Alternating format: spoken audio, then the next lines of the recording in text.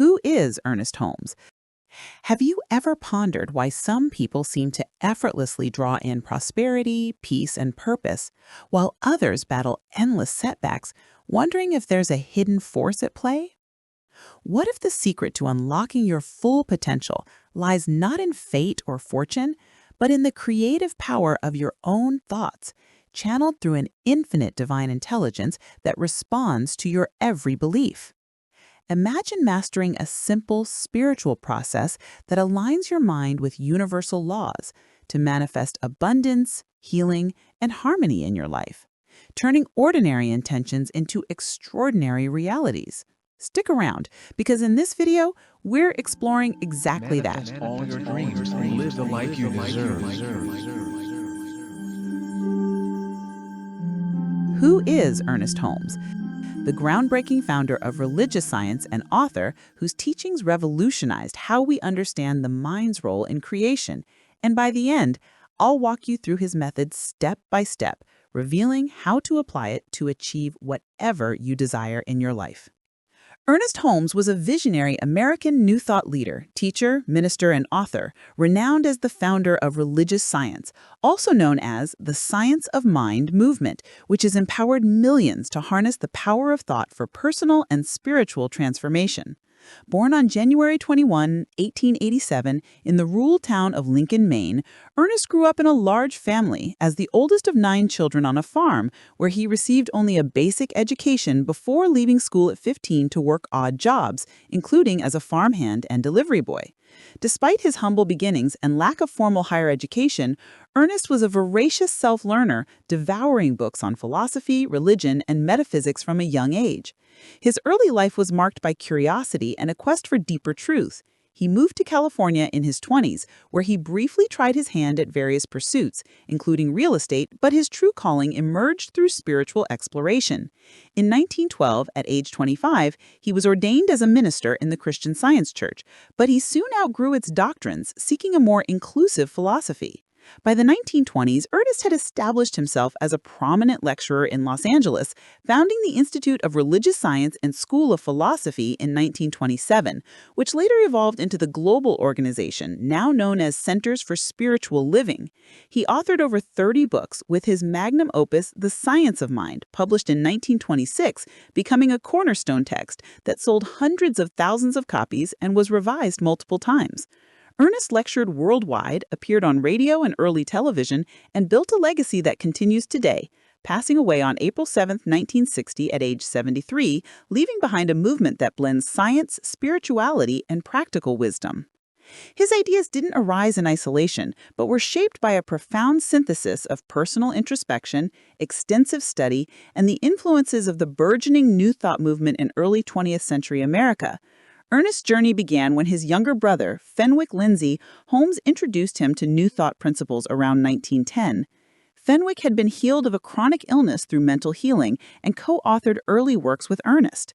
This sparked Ernest's deep dive into the writings of key figures like Thomas Troward, whose Edinburgh lectures on mental science emphasized the law of cause and effect in thought, Ralph Waldo Emerson, who inspired transcendentalist ideas of individual power, Phineas Parkhurst Quimby, the father of New Thought and mental healing, and Mary Baker Eddy of Christian Science, though Ernest critiqued and expanded beyond her views.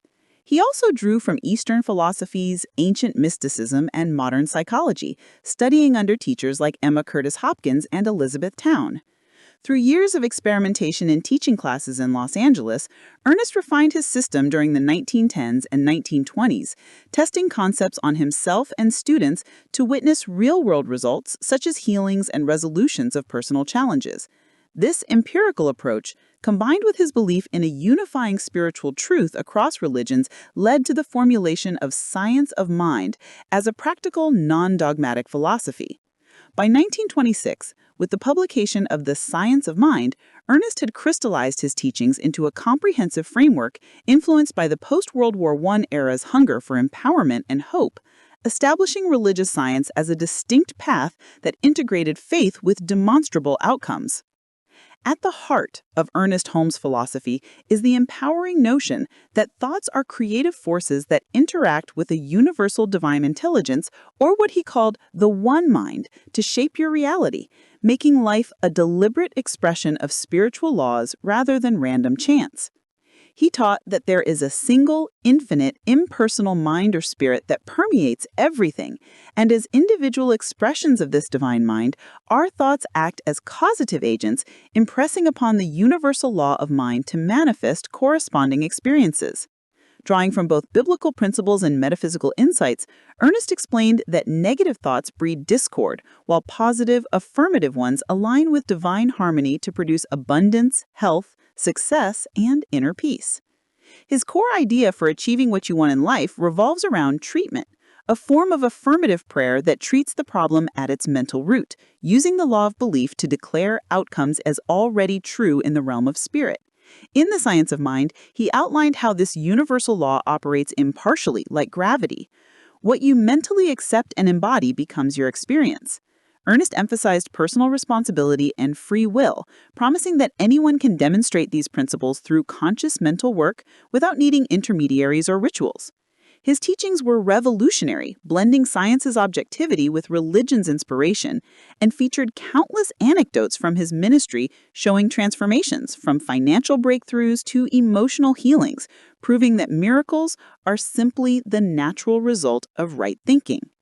Today, his philosophy underpins modern manifestation practices, reminding us that we are co-creators with the divine, capable of attracting harmony and goals by aligning our minds with infinite possibility. Now that we've explored who Ernest Holmes was, a self-taught farm boy turned influential spiritual leader and founder of religious science, how his ideas originated from New Thought influences, personal study under mentors like Thomas Troward, and real-life applications during his early teaching years in California, and what his core philosophy is about, using thoughts to engage divine intelligence from manifesting abundance and personal goals, it's time to get practical. In the rest of this video, I'll explain his method in detail and show you exactly how to apply it step by step to achieve whatever you desire in your life. This is the essence of his spiritual mind treatment, a powerful affirmative prayer process that's simple yet profound when practiced with conviction. Let's break it down. First, embrace the foundational principle. You are an integral part of the infinite divine mind, and your thoughts are seeds that grow into reality through universal law. Ernest taught that recognition of this oneness is key. Start every session by quieting your mind through meditation or deep breathing for a few minutes, affirming, "I am one with the divine intelligence that creates all things." This shifts you from limitation to empowerment, reminding you that the power to manifest is already within, not external. Cultivate this awareness daily to build faith in the process. Step 1. Recognition. Acknowledge the presence of divine intelligence. Begin your treatment by mentally or aloud recognizing the all-powerful, loving source that underlies everything. Ernest described this as tuning in to the infinite.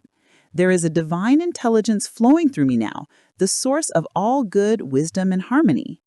To apply it, sit in a calm space, close your eyes, and spend 1 to 2 minutes feeling this presence. Visualize it as a radiant light or energy enveloping you. This step centers you and sets the spiritual foundation, ensuring your treatment operates from truth rather than fear or doubt. Step 2. Unification. Affirm your oneness with the divine.